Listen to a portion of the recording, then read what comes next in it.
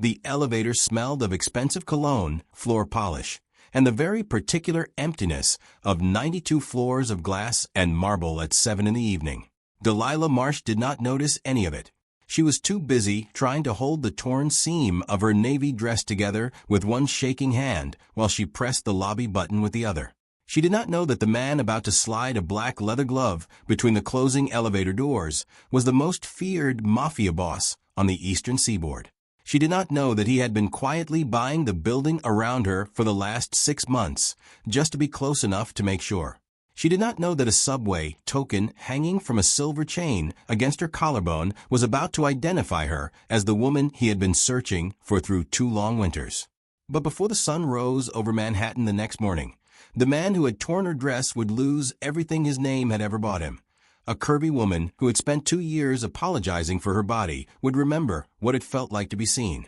And a scarf that had been folded inside a locked drawer on the 98th floor would finally be returned to the hands that had once pressed it against a stranger's bleeding shoulder in the snow.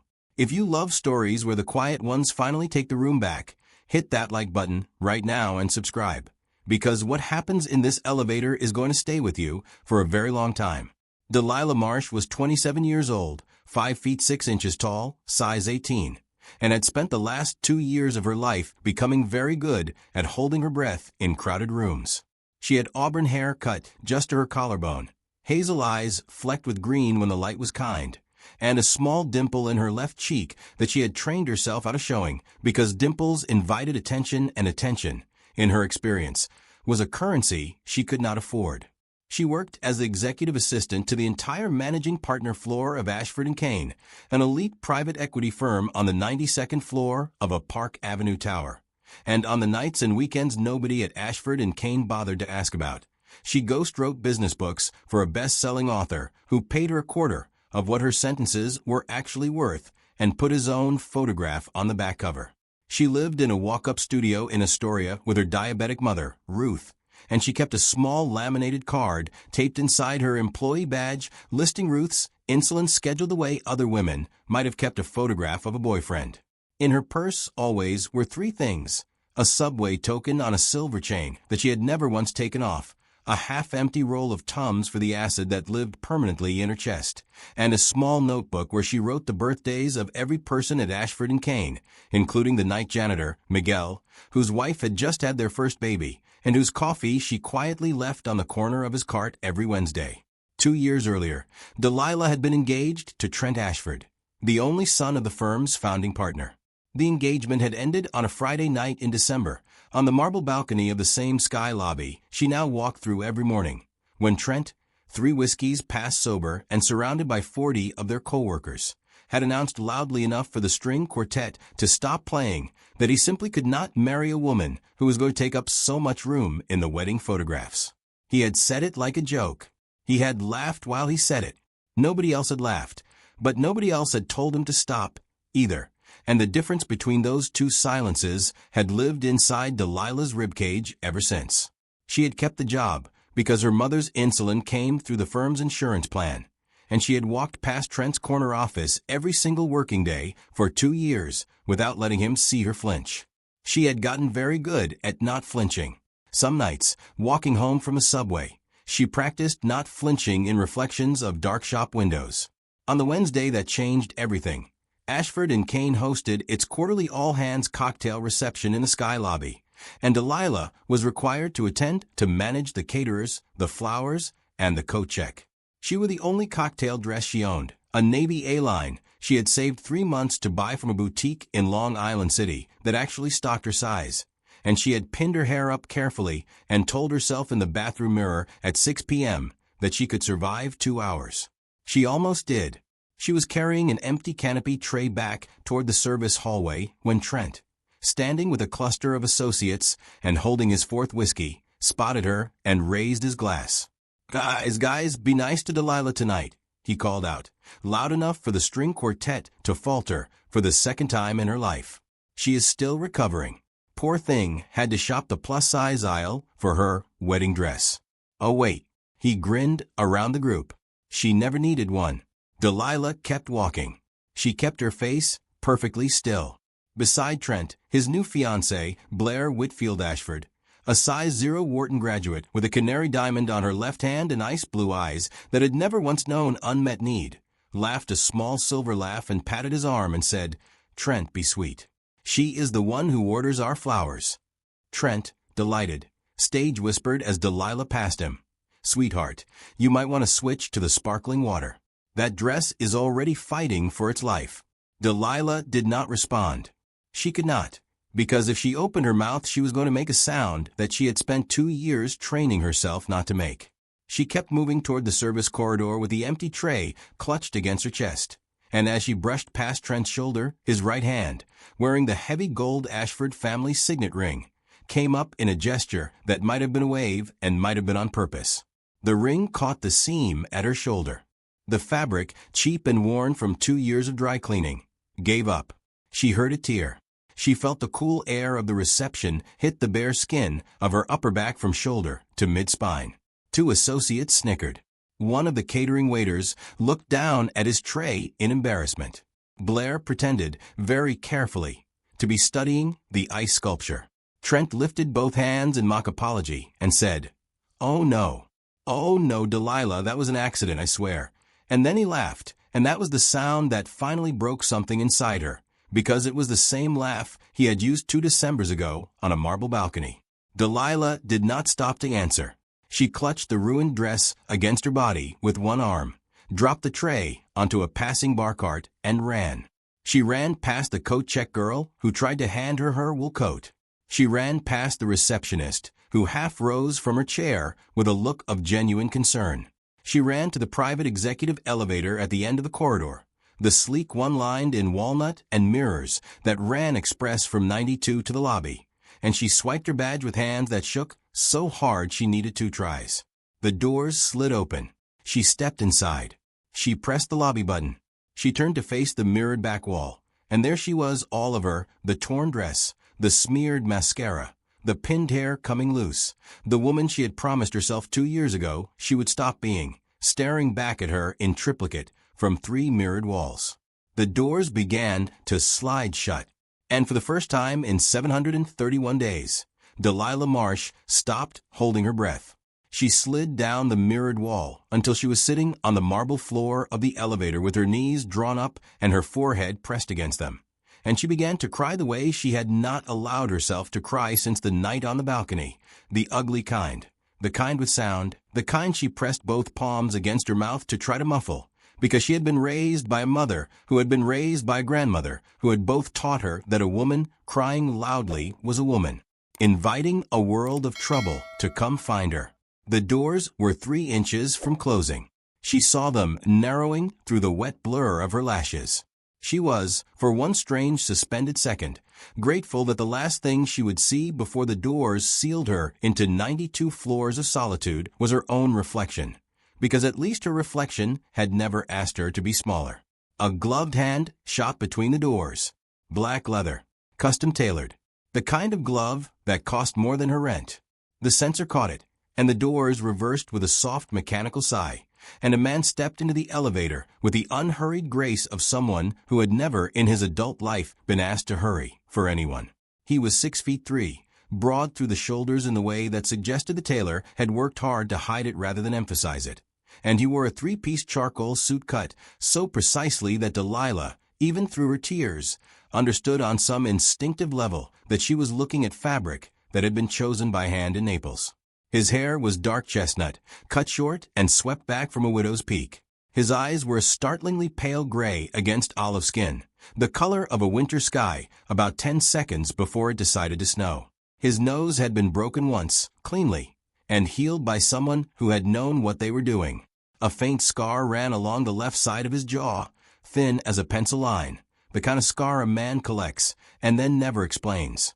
He smelled, faintly, of cedar and rain and something darker underneath, like leather that had spent a lifetime being close to expensive whiskey. His name was Raphael DeLuca, and there was not a single private banker, shipping magnate, judge, or federal prosecutor on the eastern seaboard who did not lower their voice when they said it.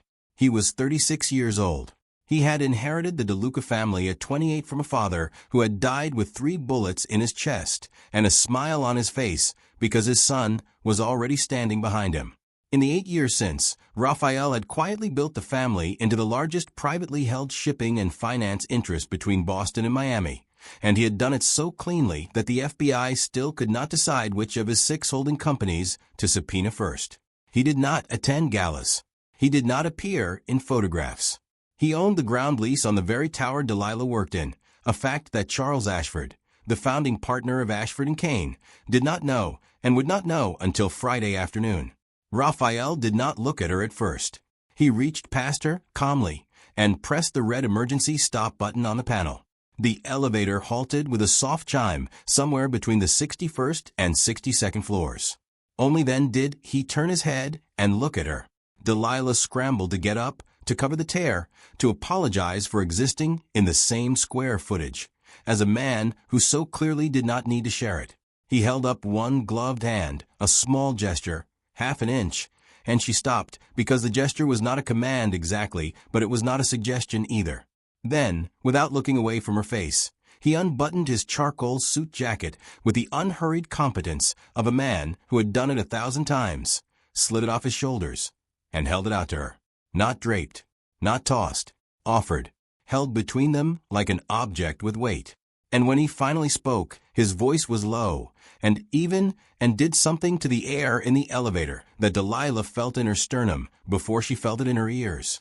"Put it on," he said. "Not because you should be covered, because you should be warm." Delilah took the jacket. Her hands were shaking so badly she almost dropped it. She did not put it on. She held it in her lap. She whispered in a voice so raw she barely recognized it, "You do not have to stop the elevator for me. I am fine. I just needed a minute." Raphael looked at her, and his pale gray eyes did not judge her, and they did not pity her, and they did not do any of the things her mother had warned her men's eyes did when a woman like her cried in public. They simply looked. "You are sitting on the floor of an elevator with a torn dress and mascara on your knuckles," he said quietly. "Tell me who did it." She shook her head. She could not name Trent. She had too much to lose. Her mother's insulin, her ID badge, the last 2 years of pretending. She said only it was an accident. Raphael tilted his head slightly. He did not push. He was, she would later understand, a man who had spent his entire life learning that the fastest way to make someone tell you the truth was to stop asking. And then his eyes dropped very briefly to the base of her throat, and something in his face changed. The silver chain around her neck had shifted when she slid down the wall, and the small bronze subway token that hung from it, the old MTA kind that they had stopped minting in 2003, had come out from under her collar. Raphael went very still. The stillness of him seemed to draw the air out of the elevator. He lowered himself slowly into a crouch so that he was at her eye level, careful. She noticed even through her tears not to loom, not to make it a power move. He said very softly, "Where did you get that token?" Delilah's fingers went instinctively to it. "A cab driver," she whispered. 2 years ago. A snowstorm in December. There was a man on 53rd Street. He was bleeding.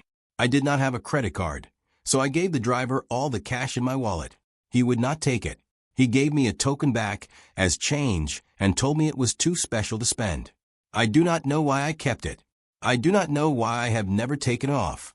Raphael did not move for a full 10 seconds. Then, in a voice so quiet she almost missed it, he said, "I do."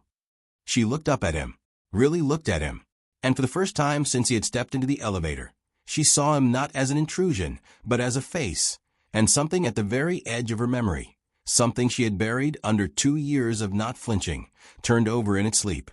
His left shoulder. The way he held it slightly differently from his right. The scar along his jaw. The winter gray eyes. She had knelt in slush beside those eyes.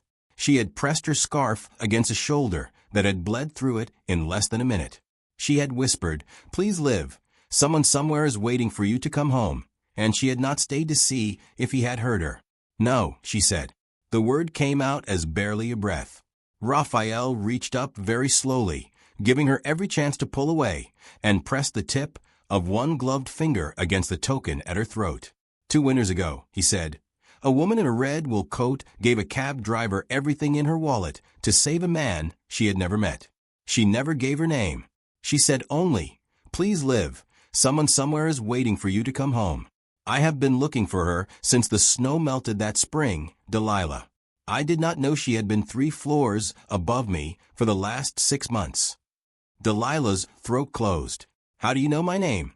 Raphael's mouth did something that was almost, but not quite, a smile. "I have known your name for 6 months," he said. "I have known your mother's name for 18. I have known you were the woman in the red coat for exactly 14 minutes. Now stand up, please. We're going to get out of this elevator, and I am going to take you somewhere quiet, and I'm going to tell you the entire story of the last 2 years of my life. And then, Delilah Marsh, you are going to decide what happens next. Not me. You." She stared at him. She did not move. Raphael released the emergency button. The elevator resumed its descent with a soft chime. As the numbers began to fall toward the lobby, he reached into the inside pocket of the vest he still wore and produced a small ivory card. No name, no logo, only a phone number embossed in black. He pressed it gently into her palm and closed her fingers around it with his gloved hand. The doors opened on the lobby. He stepped back to let her exit first. And just before she stepped out of the elevator, still clutching his jacket around her torn dress with one hand and the ivory card with the other, he said, in a voice pitched only for her, "The man who tore your dress tonight will not sleep peacefully. Not tonight. Not tomorrow. Not ever again. If your heart is pounding right now, do me one favor before we go on. Hit that like button.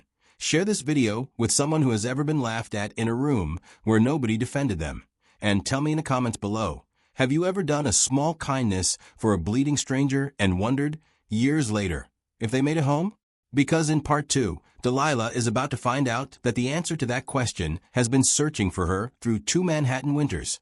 And Trent Ashford is about to learn that some debts in this city are not paid with money. Delilah did not sleep that night. She sat on the pull-out couch in her mother's Astoria studio with Raphael's charcoal suit jacket draped across her knees, and the ivory card resting on the coffee table beside a cup of tea that had gone cold hours ago. Her mother slept in the small bedroom behind the folding screen, her breathing slow and even, the little insulin pen resting on the nightstand where Delilah had checked on it 3 times already.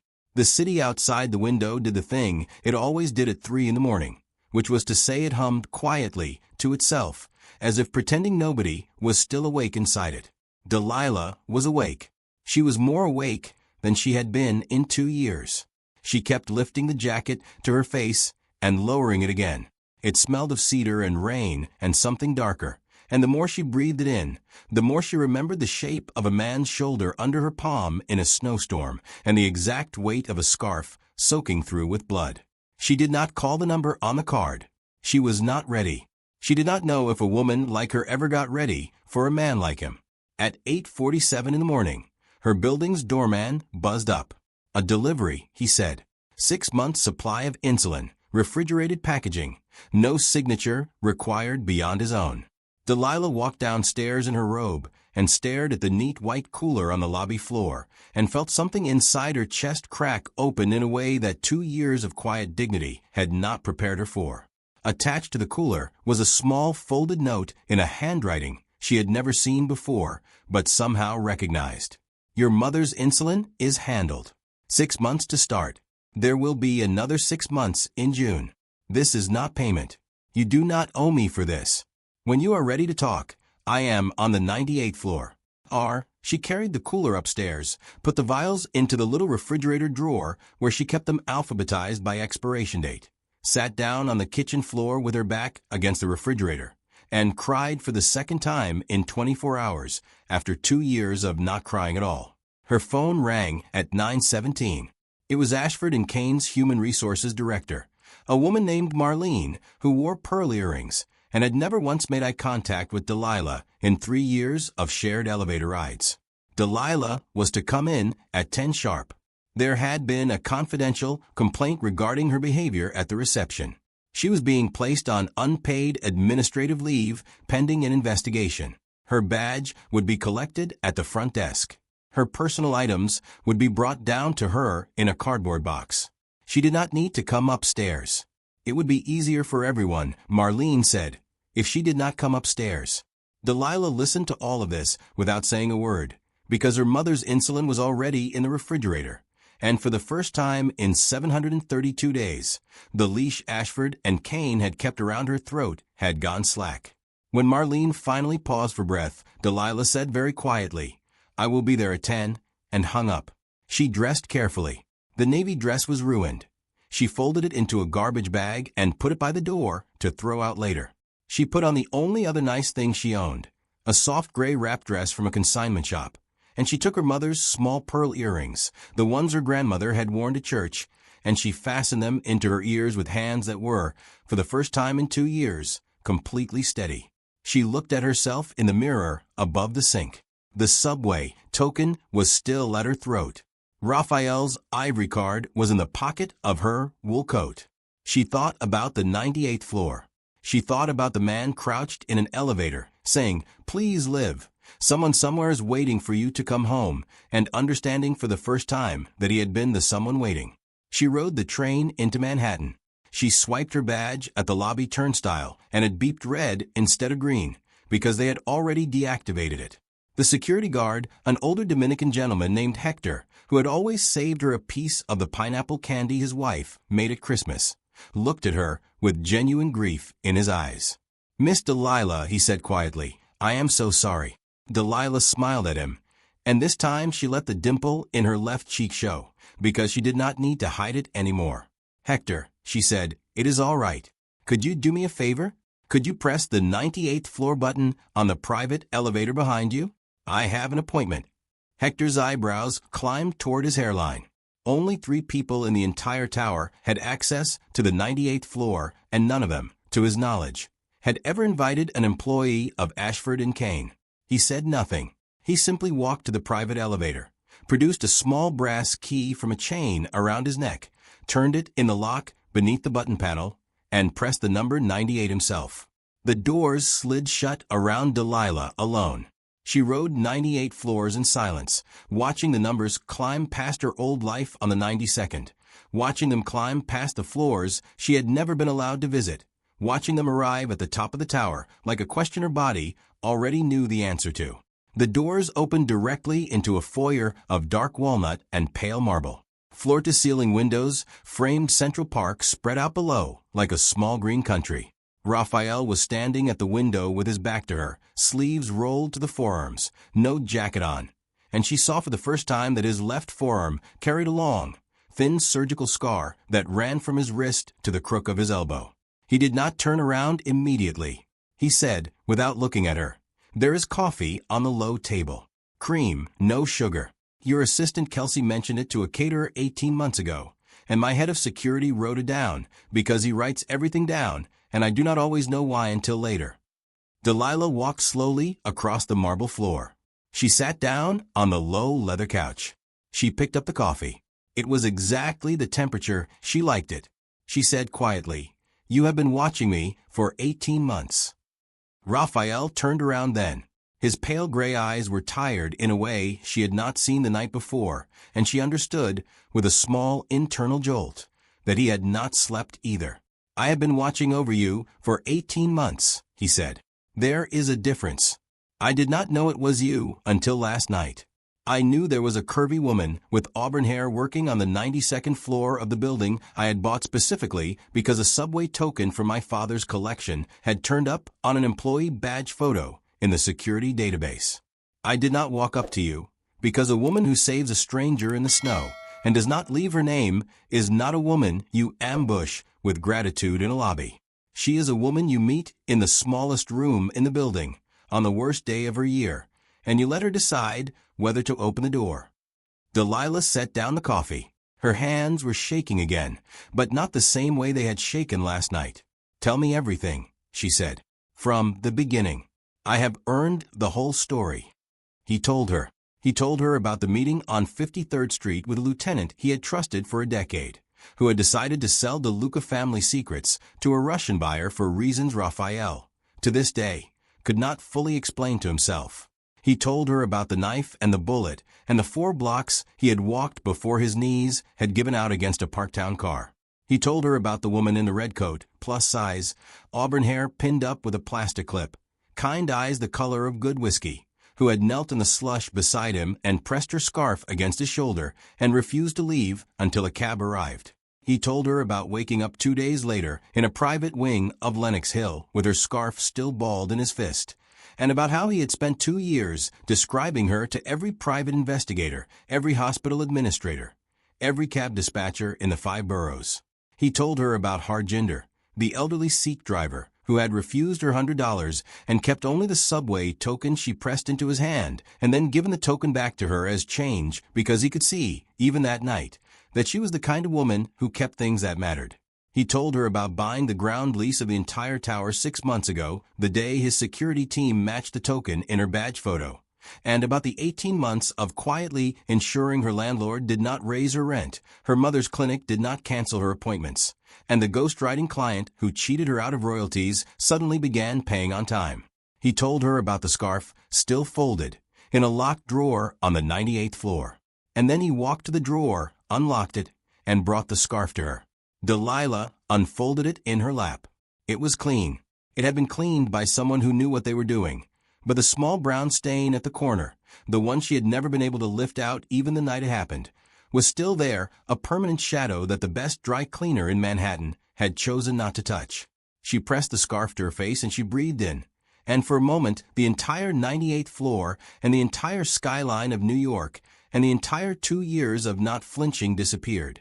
And she was 19 again, standing in the snow with a man's blood on her hands and a prayer in her mouth. When she lifted her face, Raphael was watching her, and his eyes had gone the color of pale gray water in a very cold season, and he was not breathing. "I have one condition," she said. Her voice, to her own surprise, did not shake at all. "Anything. You do not touch Charles Ashford," she said. "He is an old man, and he did not tear my dress. I want him to keep his job. I want the firm to keep its people. Miguel has a new baby. Hector's wife has cancer. The paralegals have loans. You will not burn the whole building down, Raphael. You will burn one office. The corner one." Raphael looked at her for a long moment. Then he inclined his head, once, the way a king might acknowledge a treaty with a country he had underestimated. "One office," he said quietly. "The corner one. And I want you sitting in the front row when the door closes behind him for the last time." At 3 that afternoon, the 92nd floor of Ashford and Kane went quiet in a way that quiet office floors go quiet only when they have been informed, without being told, that something enormous is about to happen. The private executive elevator, the one Delilah had cried in less than 20 hours earlier, opened, and Raphael DeLuca stepped out first in a fresh 3-piece suit of midnight navy, followed by Delilah Marsh in her gray wrap dress and her grandmother's pearl earrings, followed by 4 members of Raphael's private security in matching charcoal, followed by 2 attorneys from the DeLuca families, holding company, carrying leather portfolios. Charles Ashford, 68 years old, silver-haired, wearing suspenders as tailor, had begged him to retire in 2011, met them at the reception desk with the pale, sweating dignity of a man who had spent the last 4 hours reading paperwork he did not fully understand. He met Delilah's eyes first, not Raphael's, and he said quietly, "Miss Marsh, I did not know about the reception, about any of it. I am so sorry." Delilah looked at him for a long moment, and then she said gently, "I know, Charles. That is why you still have a chair." Trent Ashford came out of his corner office at 3:04, laughing about something on his phone, and stopped so abruptly in the doorway that the associate behind him actually walked into his back. His eyes went from Raphael, whom he clearly recognized, to Delilah standing calmly beside him, to the 4 security men, to his father's face, and the color drained from his cheeks in 3 distinct stages, like a curtain being lowered on a very bad play. Raphael did not raise his voice. He did not need to. He said, in a tone pitched to carry across the entire trading floor, "Mr. Trent Ashford, as of 11 this morning, a holding company I control acquired the controlling interest in this firm. Effective immediately, you are terminated for cause." The cause, if anyone asks, is public harassment of an employee, malicious defamation to human resources, and the willful destruction of personal property witnessed by 6 catering staff and a lobby security camera whose footage I have already retained. Your personal trust, administered through Belrose Private Bank, has been frozen pending internal audit. Your non-compete will be enforced in Manhattan, London, Zurich, and Singapore. And I would strongly recommend, Mr. Ashford, that you not test the reach of my legal team in Miami either. Trent tried to laugh. It came out cracked. Dad, he said, turning to Charles. Dad, tell him he cannot do this. Charles Ashford did not look at his son. He looked at Delilah. He said quietly, Trent, sit down. Raphael took one step closer to Trent, and the entire 92nd floor took one step back. You tore a woman's dress, Raphael said softly, because you found it entertaining. I have torn your entire life because I found it necessary. The difference between us, Mr. Ashford, is that she will heal. You will not. Now walk out of this building on your own feet while you still have that option, because in exactly 90 seconds, my security team will begin walking you out on theirs. Trent walked. He walked past his father without looking at him. He walked past Delilah, and for one small suspended moment he looked at her, and she saw in his eyes the thing she had waited 2 years to see, which was not fear exactly, but the sudden, sickening understanding that he had never actually been the tallest man in any room he had ever entered. He simply had not met the taller ones yet. Delilah did not smile at him. She did not need to. She simply held his gaze until he broke it first, and then she watched him walk into the elevator that had once been hers. Blair's engagement collapsed by Friday. The Whitfield family received a phone call on Thursday evening from a private banker they had known for 40 years, and by Friday morning Blair was quietly returning the Canary Diamond, though she was allowed to keep it as a parting gift, because old money always keeps the ring. A tastefully worded item ran in a certain financial district gossip column on Sunday describing Trent's behavior at the reception without naming Delilah. And by the following Wednesday, Trent had moved back into his mother's brownstone in Greenwich, where he would remain, according to the last person who had seen him, for the better part of a year. If you are cheering right now, do me a favor before we finish. Hit that like button one more time. Share the story with someone who has ever been laughed at in a room where no one defended them. And subscribe so you never miss another story where the quiet ones finally get their crown. 6 weeks later, Ruth Marsh had a full-time in-home nurse named Esperanza who played dominoes with her every afternoon and had, within 2 weeks, become the closest friend Ruth had made in a decade. Delilah's student loans were gone by the following Tuesday, wiped in a single wire transfer from a foundation whose name she did not recognize until she looked it up and realized it had been formed 6 months earlier and named after a street in Naples she was fairly certain Raphael had grown up on. She quit ghostwriting the same week. She enrolled part-time in the graduate journalism program at NYU that she had been accepted to at 22 and had never been able to afford. She wrote her first byline piece under her own name for a Sunday magazine, a 2,000-word essay on invisibility in the workplace. And she did not once name Trent, because she did not need to, and because the best revenge she had learned was not to write your enemy's name, but to write your own so clearly that no one could ever again pretend they did not see it.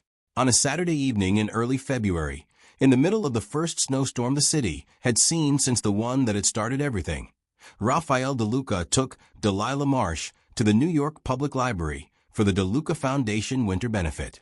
She arrived in a floor-length wine-red velvet gown, the color of the coat she had been wearing the night she had knelt beside him on 53rd Street, cut by a designer in the meatpacking district who specialized in curves, and who had wept a little when Raphael had described the woman she was making it for.